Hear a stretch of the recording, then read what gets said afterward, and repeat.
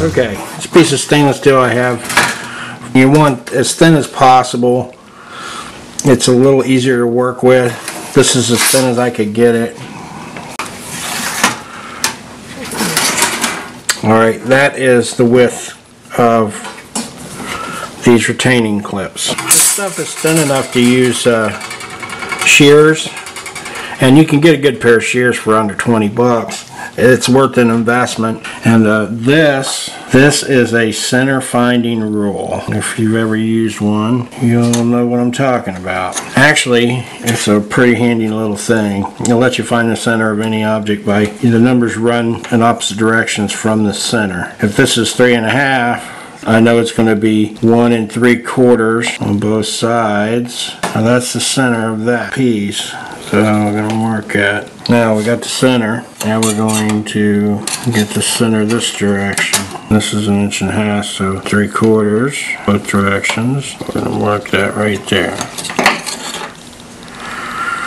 This is a N52 144 pound pull magnet, and I had a few broken ones, so I'm going to break a few more in order to make this double stack. Now when I mount this thing, I'm going to use the silicone rubber and put around it and squish it underneath the cap. That way it doesn't move, it doesn't vibrate, and the silicone rubber has like an adhesive property to it, so it should anchor this. I had an issue with the cart motor where the magnets from the force, they were working their way loose a little bit and they would click.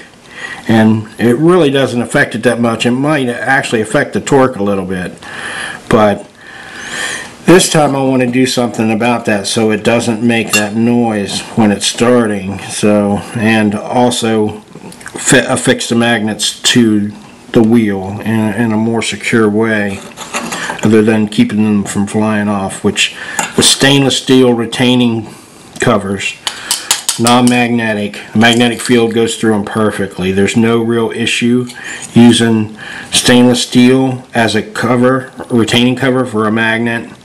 I couldn't really find anything on the net. I was kind of worried that it might cause some kind of weird induction, but that's not the case. I run some tests, and stainless steel is what you want to use, no problem. So what we're going to do here is, I know that's dead center, and this magnet is 1 inch square because the magnet to start with was 1 inch by 2 inch, and I broke it in half. So what I'm going to do here is create a 1 inch square which represents the position of this magnet. We know that's 1 inch, so what I want to do here is center that up, and then go a 1/2 inch and a 1/2 inch. So 1/2 inch that way, and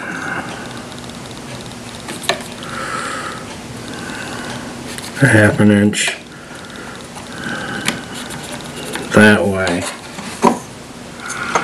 So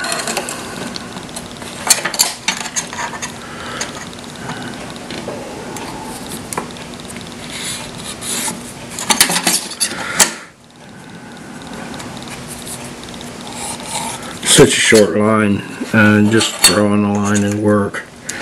So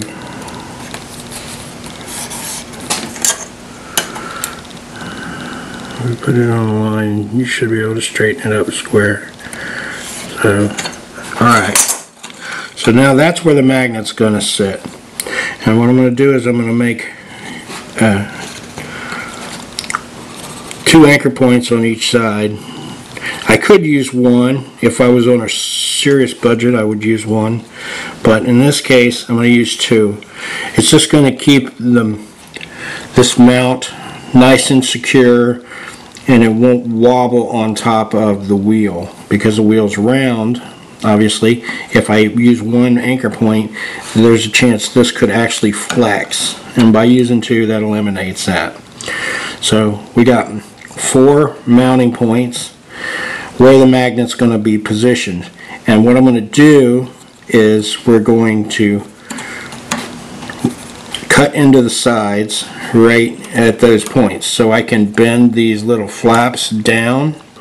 By double stacking these magnets, it's going to increase the field generated off the face of this magnet. Now all these magnets are facing one way. They're all north. And if any of you have worked with Bedini stuff, you understand this is a monopole motor, which means single pole, obviously. So we're going to use the north side of these magnets. And it's easily determined if you have a magnet that's marked north-south, or there's a small little tool you can use, but you're going to need to determine which side is north on the magnet. And you can do that with a compass, or you can have bought one of these little north-south magnets that are pre-made north-south, so you can determine which side is north and which is south, or one of the tools.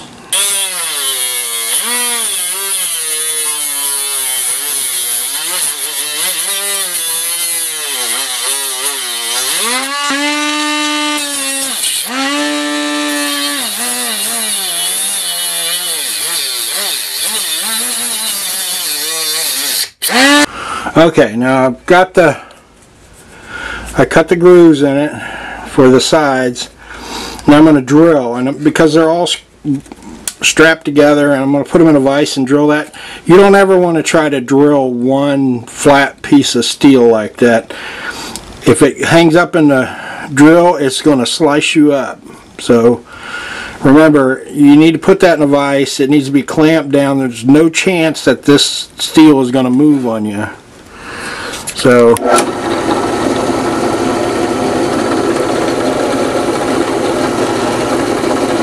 nice and slow. Make sure you got a sharp drill bit to do this. Got all these cut. I need to bend all these tabs. Okay, I'm going to use a piece of aluminum and bend these tabs down.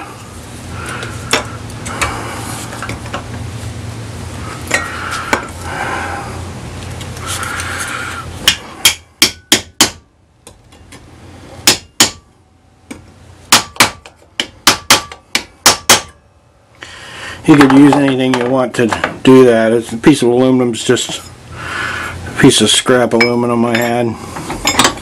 So put this in here. You want that to fit in there nice and tight, so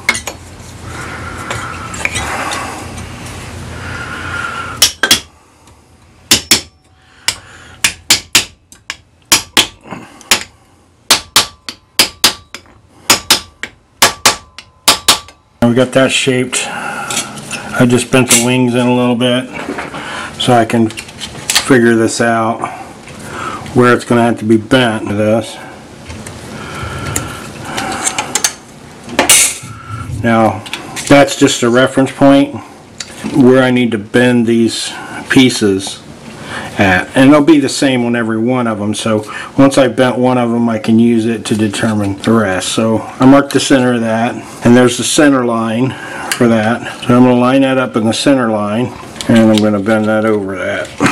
Now I'm going to make a better crease in the vise. But what I want to try to do is maintain that center line and that point. Alright, looks like we got it there.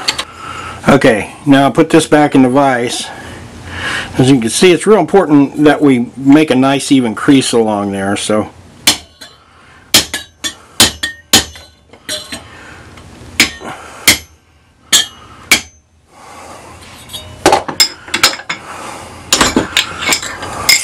it's important that's shaped accurately.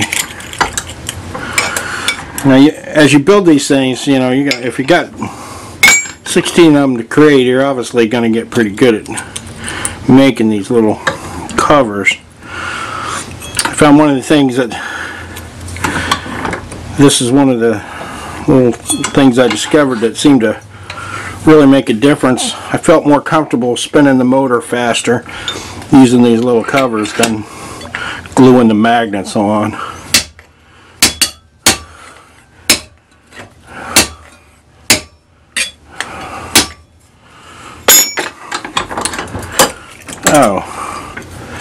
There we go. I need 16 of those, unfortunately.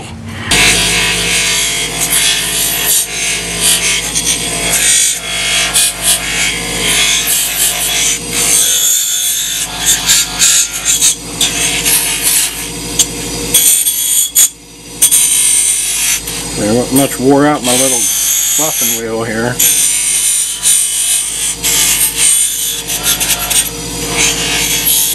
One completed magnet cover.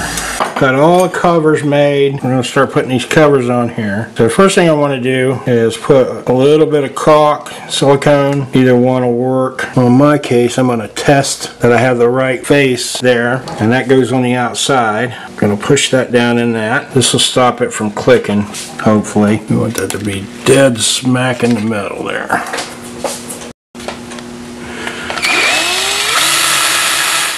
These 1-inch screws I have, pretty short, easy to put in, so I'm just going to put them in my hand here.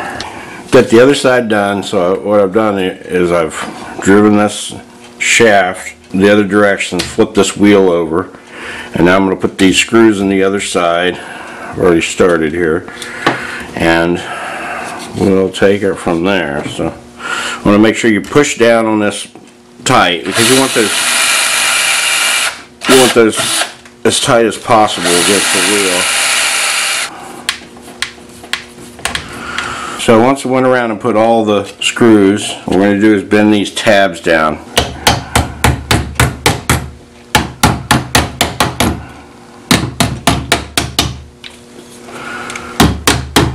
Once that's bent slightly, you can use a punch.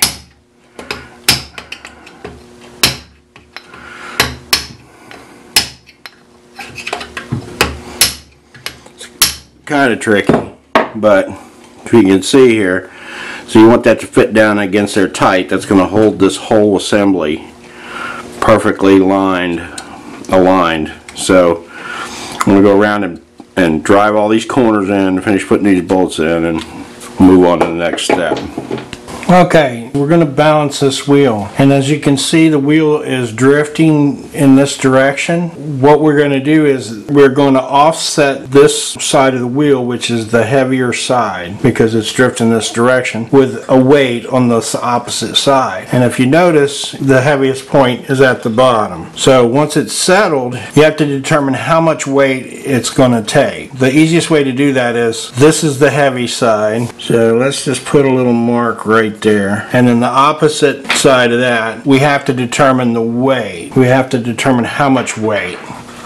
So we'll start with a lag bolt here, see if that's enough. And now it doesn't drop, but if you move it too far, will it start moving the opposite direction?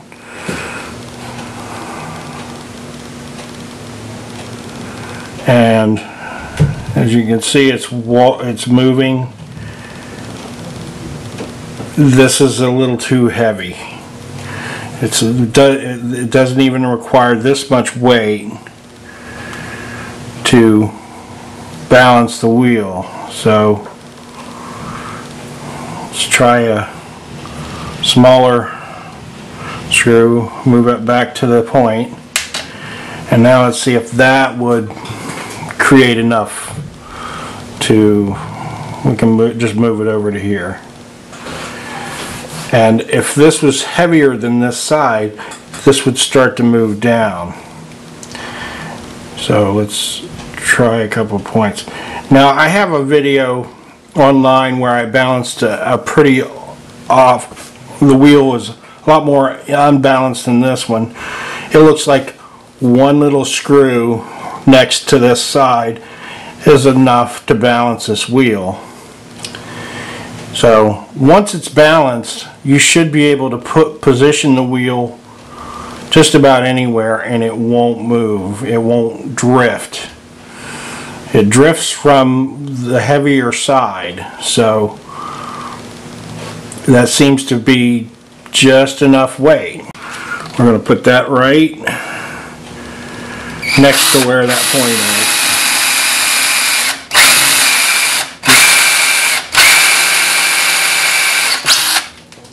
We don't want to overdo it here, so I thought it would be a little more unbalanced, but we basically, what I did is I broke these magnets in half, and I used the whole magnets. So the magnet weight and the covers were cut almost identically.